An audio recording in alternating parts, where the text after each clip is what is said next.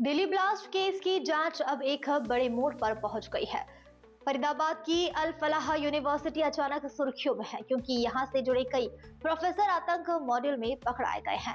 सवाल यह उठ रहा है कि आखिर एक निजी यूनिवर्सिटी जहां एमबीबीएस से लेकर इंजीनियरिंग तक पढ़ाई जाती है, वहां से शिक्षित लोग आतंकी नेटवर्क का हिस्सा कैसे बन गए हैं। बता दें आपको, अल फलाह यूनिवर्सिटी मुस्लिम बहुल ध्वज गांव में स्थित है और 1997 में इसकी शुरुआत इंजीनियरिंग कॉलेज के रूप में की गई थी। 2019 में यहाँ पर एमबीबीएस कोर्स भी शुरू हुआ, 200 एमबीबीएस और 50 एमडी सीटों के साथ। लेकिन अब जांच एजेंसियों की नजर यहाँ के उन प्रोफेसर्स पर है जिन पर आतंक संगठन से लिंक होने का शक है। दिल्ली में लाल किले के पास हुए बम धमाके में 13 लोगों की मौत के बाद इस यूनिवर्सिटी का नाम और भी ज्यादा चर्चा में आ गया है। गिरफ्तार डॉक्टर में दो इसी यूनिवर्सिटी से जुड़े हुए हैं, जबकि ब्लास्ट में मारा गया उमर नबी यहाँ असिस्टेंट प्रोफेसर था। यूनिवर्सिटी ने साफ किया है कि उनका इन लोगों से सिर्फ प्रोफेशनल रिलेशन था। दिल्ली ब्लास्ट केस ने पूरे देश को हिलाकर रख दिया है। लाल किले के पास हुए कार बम विस्फोट में 13 लोग मारे गए और कई लोग घायल हुए। इस हमले ने सुरक्षा एजेंसियों को ऐसे सवालों के सामने ला खड़ा किया है जो पहले कभी नहीं पूछे गए थे। इसी बीच जांच की दिशा उस यूनिवर्सिटी की ओर मुड़ी जिसने हमेशा खुद को आधुनिक शिक्षा और नैतिक मूल्यों का केंद्र बताया। वो है अल फलाह यूनिवर्सिटी। फरीदाबाद के धोज गांव में स्थित ये यूनिवर्सिटी 1997 में इंजीनियरिंग कॉलेज के रूप में शुरू की गई थी। बाद में 2014 में हरियाणा प्राइवेट यूनिवर्सिटीज एक्ट के तहत इसे विश्वविद्यालय का दर्जा मिला। ये संस्था अल फलाह चैरिटेबल ट्रस्ट के द्वारा संचालित है, जहां इंजीनियरिंग एजुकेशन और मेडिकल की पढ़ाई होती है।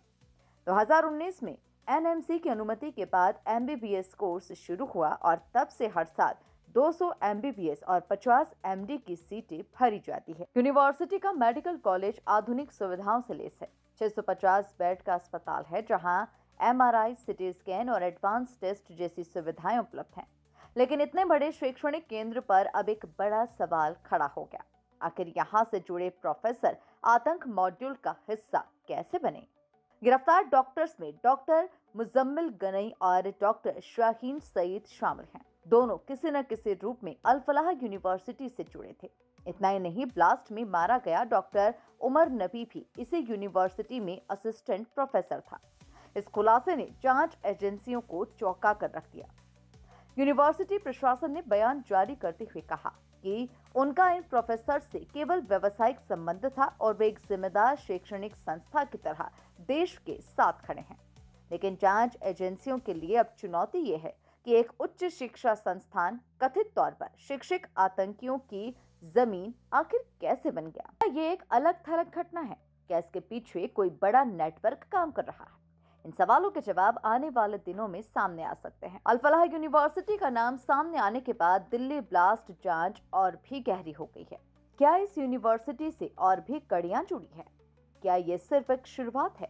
सारी अपडेट्स आपको मिलेंगी यहीं। अगर आप ऐसी ही तेज और विश्वसनीय खबरें चाहते हैं तो चैनल को सब्सक्राइब करें और बेल आइकन दबा दें, क्योंकि हम लाते हैं वो खबरें जो सबसे पहले सबसे सटीक आप तक पहुंचे।